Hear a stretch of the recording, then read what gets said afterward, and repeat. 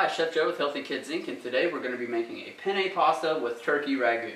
So we've got our penne pasta here, salted, boiling water with a splash of olive oil. Add those in. I'm going to reserve a little bit of my cooking liquid. Set that aside. Got our skillet here heating up over medium-high heat. Add a splash of olive oil. And I'm going to go in with our garlic.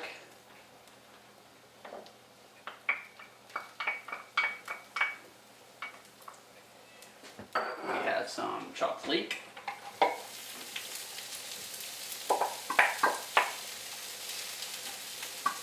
If you can't find leeks in your supermarket, which you should be able to, but if on the off chance that you can't or they're out of season, you can use onion. It doesn't necessarily have to be green onion. You can use a white or yellow onion. It works just fine in this recipe. So we're going to let these go for just a couple of minutes, and then we're going to add in our ground turkey, a pinch of salt. Really smell these leeks, turning nice, bright green.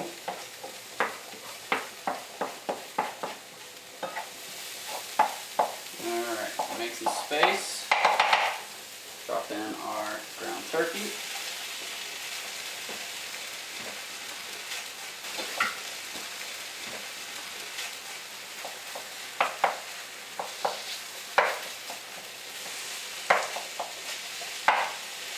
Nice lean meat for our ragu.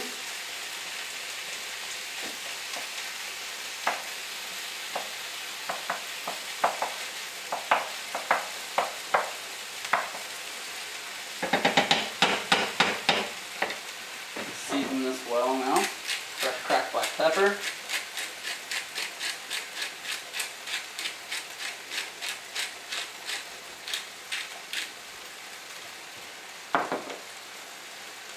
Add in a pinch of chopped basil.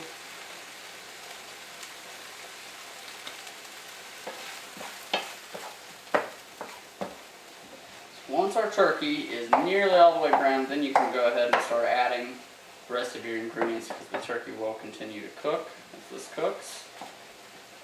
I'm just going to give it just another second or so before I begin adding the rest. And we have some nice canned tomatoes and all their juice, especially this time of year in the winter months. Wouldn't even advise buying the what appear to be fresh tomatoes in the store because they taste like cardboard, totally artificially ripened, not anywhere near the flavor of a real tomato, so canned tomatoes are the way to go in the winter months. Okay, so our turkey's just about all the way brown. We're going to go ahead and add our tomatoes and their juice.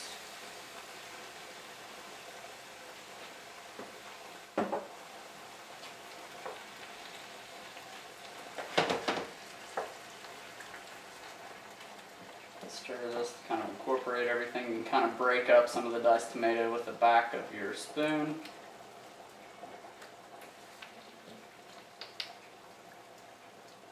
Can leave a little bit of texture to them.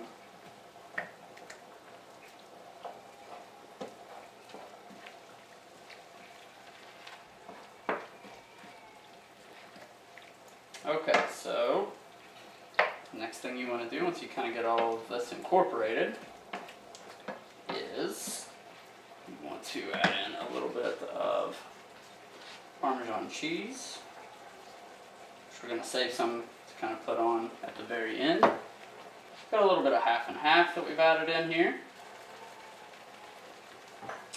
And we have some water. I'm going to do this kind of eyeballed. You can always add a little bit more in.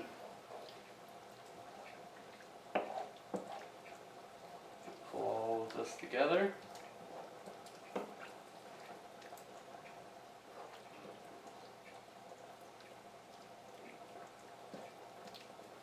We're going to bring the heat up just a little bit, kind of bring this to a simmer. Add in some more of our basil. Reserve just enough to kind of sprinkle over the top at the very end, as we did with our parm. I like to cook my pasta about 3/4 of the way in the liquid in this case and finish it in this sauce. So just a couple minutes before we're pasta, but we'll finish it in this sauce.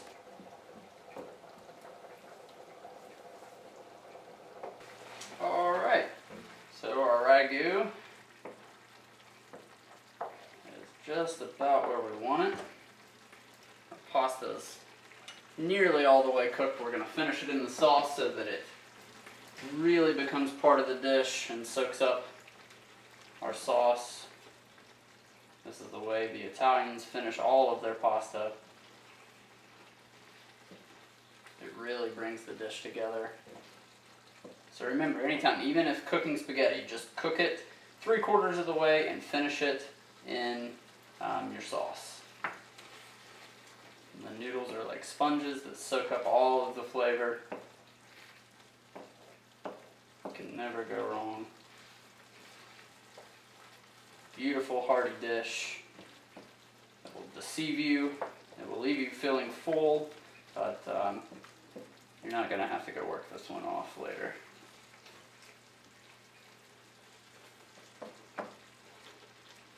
Alright, so the rest of our fresh basil in. Kill the heat. Give this a nice stir. We'll plate this up and show you the finished product here in just a couple of minutes.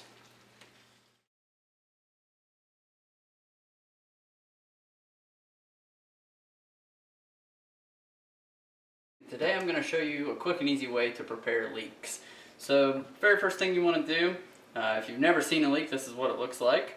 Some larger, some smaller, just depends on where they're grown. Things like that. You know, some organic leeks you'll find that are much smaller. Sometimes you'll have the jumbo size one, so it really just depends. You typically only use the light green part here and the white part of the leek. The rest of this sometimes is used as a garnish, sometimes it's used in soups and things, but a lot of the time it can go straight into your compost. So the first thing that you want to do typically when you handle a leek like this is take off the first couple of outer layers, which I've already done some on this one, but I've got a little bit of damage on this one, so I'll peel off another layer. Now, leeks are a very layered member of the onion family, so they have a lot of layers in here. It's almost like a deck of cards once you get down into these. They grow in very sandy areas, so there's a lot of silt and grit and dirt that get in between these layers. So what you want to do is first you can take your knife and just barely trim off the root end. But you can see I've left most of this attached, and that still keeps it held together. Next thing you want to do is cut down to the more usable portion. So save this for your compost, garnish, or whatever it is that you want to use it for.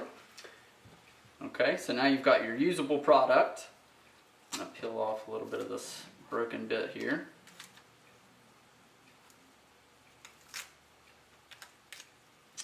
Okay, that can be chopped up and used. It's perfectly fine.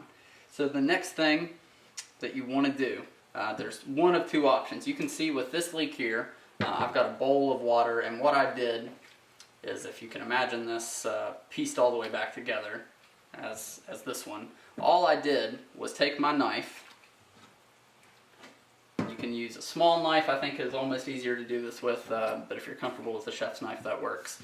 But you can make an incision here, going almost all the way down, cut through, kind of turn, do the same thing around so that it kind of opens up like this. And it's okay if it even falls apart, but you can see here with this one exactly what I'm talking about. And then set this in a bowl of ice cold water. You can even actually throw some ice in there. It keeps them nice and crisp, but it also allows some of that sand and silt and things to settle to the bottom. You can rinse these really well in a colander or a strainer to kind of help that, but if you open these up, you typically will find that in these layers there's a lot of sand and silt. These are nice and clean, so now these can be chopped up, diced, whatever you want to do with them, depending on the application. Or your other option is to cut them crosswise or dice or whatever it is that you want to do with them. First, dirty, throw them in the water, let them get clean that way. So it's really up to you. For this one, I'm going to do the same thing I did before. So I'm going to take my paring knife and I'm going to make an incision. I'm cutting all the way through. You can see it's starting to open up. I'm going to turn it, do the same thing, turn it again,